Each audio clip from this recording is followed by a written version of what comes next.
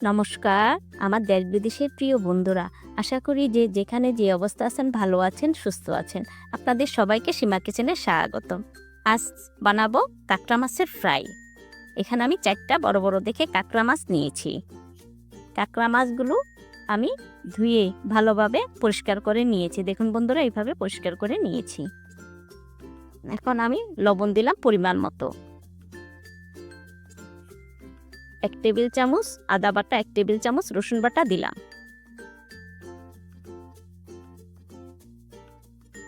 গরম মশলার গুঁড়া দিলাম 1 চা চামচ, জিরের গুঁড়া দিলাম 1 চা চামচ,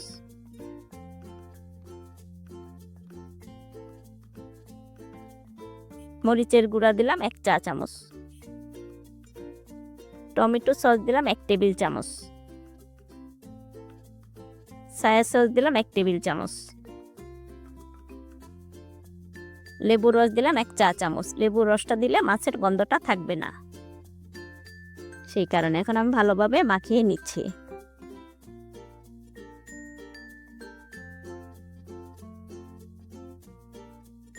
মাখানো হয়ে গেছে।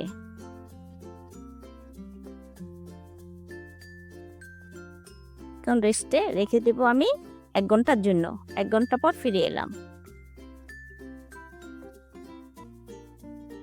1/3 কাপ কর্নফ্লাওয়ার, 1/3 কাপ ময়দা নিয়েছি।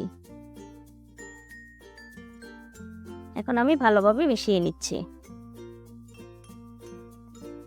এখন আমি মাছগুলো মাখিয়ে নিচ্ছি ময়দা আর কর্নফ্লাওয়ারের সাথে, তাহলে ভাজলে কাঁকড়া মাছটা মচমচা হবে। সেই কারণে প্রিয় বন্ধুরা, এই পর্যন্ত এসে যারা একটা লাইক দিতে ভুলে গেছেন তারা অবশ্যই একটা লাইক দিয়ে নিন এখনই।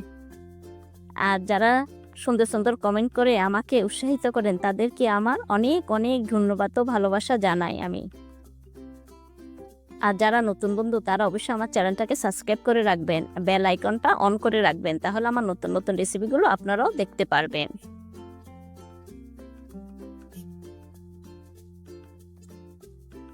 আর সবাই কষ্ট করে আমার পুরোটা ভিডিও দেখবেন প্লিজ।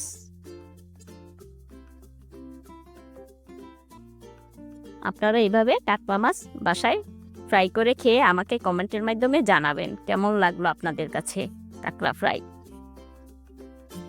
কক্সবাজার যেভাবে কাঁকড়া ফ্রাই করে আমি ঠিক সেভাবেই আপনাদের বানিয়ে দেখানোর চেষ্টা করেছি।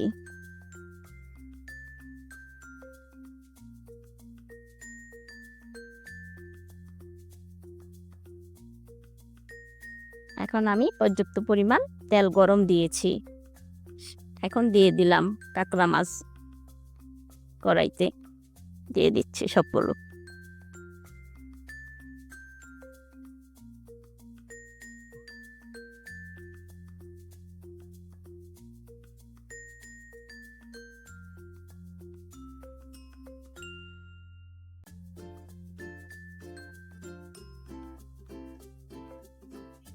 এখানে প্যানে আমার 3টা কাঁকড়া মাছ ধরেছে, আর একটা আমি ভেজে নেব পরে।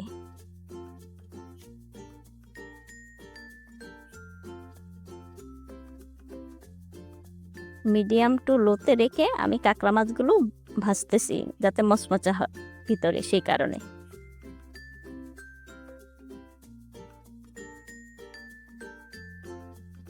এক পিঠ হয়ে গেছে, এখন উল্টিয়ে নিচ্ছি।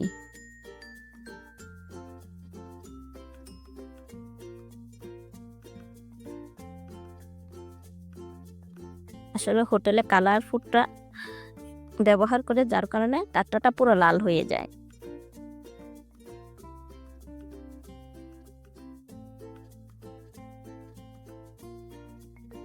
ভাজা হয়ে আসছে আমার কাঁকড়া মাছগুলো, দেখুন বন্ধুরা।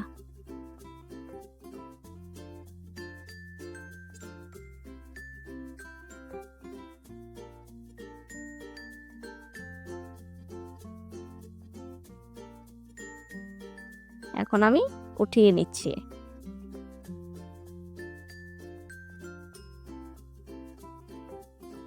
এভাবে আমি আরেকটা কাঁকড়া মাছও ভেজে নিয়েছি। দেখুন বন্ধুরা, কাঁকড়া ফ্রাই হয়ে গেছে। আজ তাহলে এই পর্যন্তই আসি। সবাই ভালো থাকবেন, সুস্থ থাকবেন।